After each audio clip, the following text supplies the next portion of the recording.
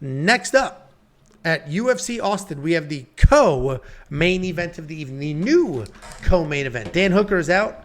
Jalin going to go check. It's still small, I promise you. Dan Hooker is out. Jalin Turner is in. Stepping up on about a week's notice, taking on Bobby Green. Jalin Turner, 13-7 overall. 3-2 in his last 5. He's coming off back-to-back split decision losses. Taking on Bobby Green, 31-14 Bobby Green.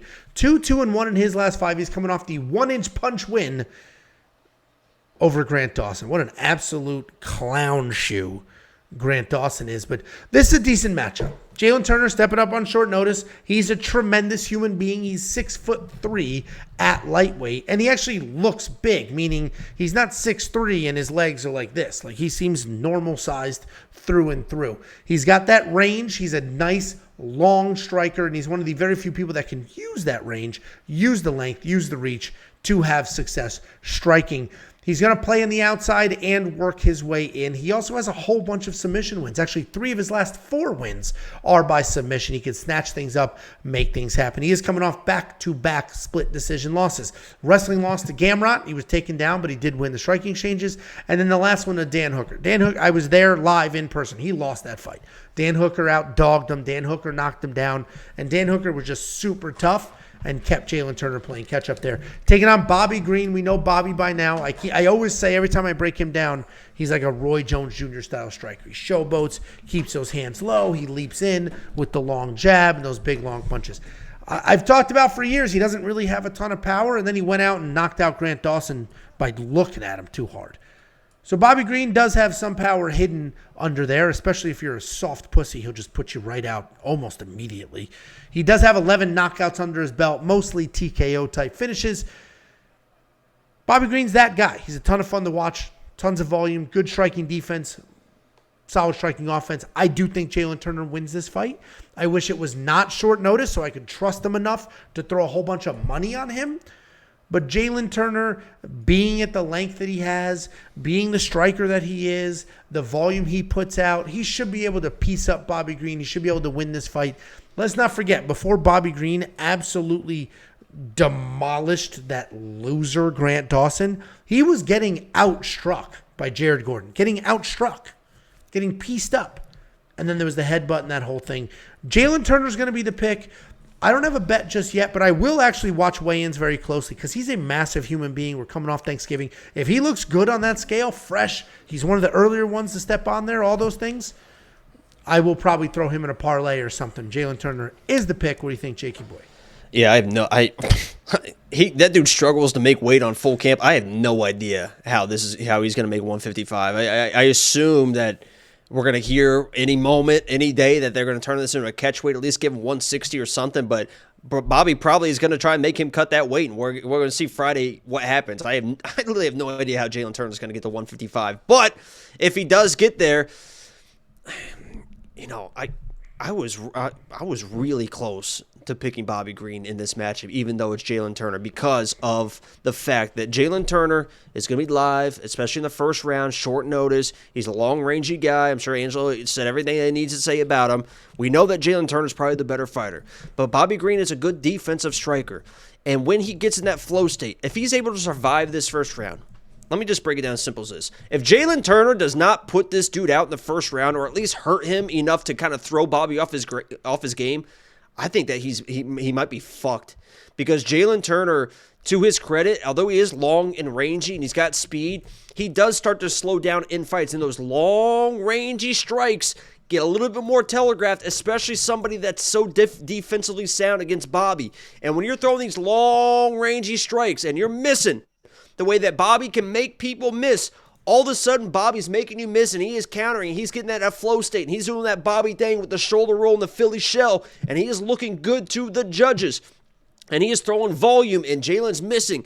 This could turn, I'm telling you, if Jalin does not put this guy out, which he could in the first round, because Bobby, as you mentioned, is getting hit a little bit more and more as he goes on. But short notice, if Bobby Green is still good to go in the second round, I think this could be a live bet situation where you're looking at Jalin coming in as a favorite, might have some success in the first round, might balloon up to -350, -400 going into the second round. If Bobby's still hanging around, I might throw some action. Saturday live stream when I'm sitting in this chair, we might throw some live action on Bobby if it goes in the second round. He's still hanging around and looking like he was pretty decent, because if there's ever a guy that can kind of take the punishment and wear a guy down and start throwing in volume and just kind of outboxing a guy for the second and third round, we saw that against Fiziev, right? Fiziev was supposed to come in, had the great success against Bobby, and all of a sudden it was like, oh shit, Bobby really turned up the pace, turned up the pressure, got in that flow state. I think he can do that against Jalin Turner. I was really close to picking him in this matchup. I'm going Jalin, but I don't think it's going to be as easy as people think. And if this gets out of the first round, Bobby's going to be very, very live. I love Bobby. I mean, I'm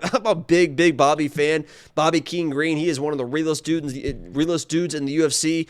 If he can pull off this upset, it would be crazy. And I think there's a chance he does it. I'm going Jalin Turner here because he is the better fighter. But, man, there's something about the Bobby matchup, man. I think this could be interesting. Oh, this could be like a random career resurgence. Smoked loser Grant Dawson. Actually beat Tony Ferguson, old. Smoked Grant Dawson, who we now know sucks. And watch him beat Jalin Turner on short notice. All of a sudden, Bobby Green's got 3 in a row. Yeah, there's some caveats to all of that.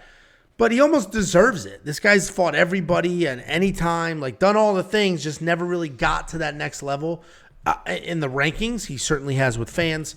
But I'll be rooting for Bobby. But like I said, if Jalin makes the weight and looks fantastic, I'm going to go ahead and I'll probably throw him in a little parlay or something. Because he's long, he's fast, he's accurate, he should win. Relax. But I get it, he's long. Relax. You're just pissed that you're 5'11", this dude's 6'3", and you weigh the same. I'd be pissed too. Actually, 5'11" was a gift for me just now, so you're welcome for that. Notice he didn't jump in screaming and yelling. I mean, I outweigh both these guys. I'm almost back up to 180 now. Whoa, bro. Oh, man, you're huge. Take your shirt off. Dude. Let's take our shirts off. It's very cold, hence the sweater. Yeah, that's what I thought. But I do love. I mean, I sat here and said that he had a shot against Islam. I mean, I'm a big Bobby fan. And could you imagine? Literally, what I thought might happen against Islam happened against Grant Dawson. It's like, dude, why couldn't you do that against Islam? Man? Could you imagine? I was like, fuck, man, why couldn't you do that against Islam, dude?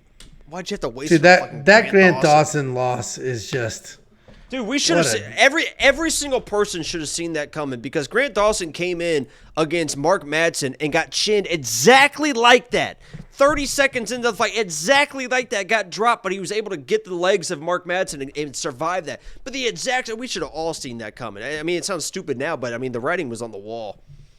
Mark Madsen dropped him like that. That guy sucks. Anyway, we're both on the Jalin Turner side. Jacob a little closer to Bobby Green than I am, but I get it. Full camp Bobby Green, great hands, ton of fun. Doesn't give an F about anything in his fights.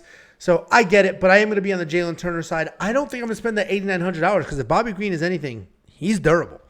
This is a durable guy, and if this is a striking-only fight, Jalin could pick him apart, but he's not going to finish him, and he's not going to be worth that $8,900. Certainly he could catch a submission somewhere, but Jalin Turner's getting his submissions in like scrambles and off of your shot, which we're not going to see from Bobby. So Jalin Turner should win, should pick him apart, but I don't think he's going to be worth that $8,900. You say that, but if I was game planning for Bobby Green to throw everything off, and you want a big guy on short notice, we saw how tired he got trying to defend and out wrestle Gamrot.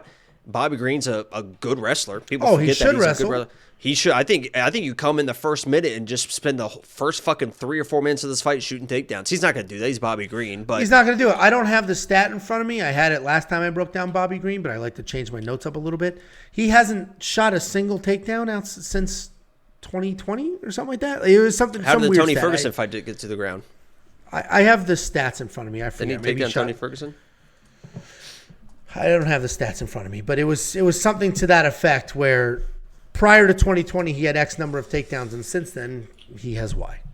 He is a good wrestler. Anyway, still. Yeah, no, 100%. He just got comfortable striking and doesn't use wrestling. Anyway, no takedowns versus Tony. Yeah, there you go. Yeah, he hasn't had a takedown since 2020.